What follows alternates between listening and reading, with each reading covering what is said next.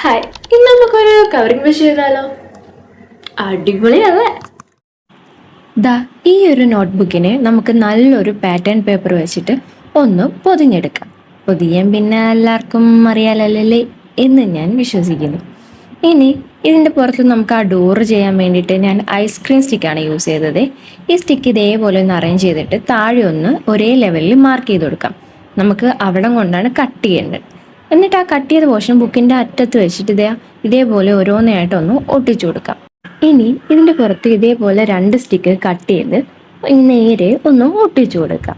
ഇനി ഒരു എസ്തറ്റിക്കിന് വേണ്ടി ഞാനൊന്ന് പെയിൻ്റ് അടിച്ച് ചെറുതായിട്ടൊന്ന് കുളമാക്കിയിട്ടുണ്ട്. പക്ഷെ കുഴപ്പമില്ല, അതിൻ്റെ ആ രീതിയിൽ ഭംഗിയാണത്.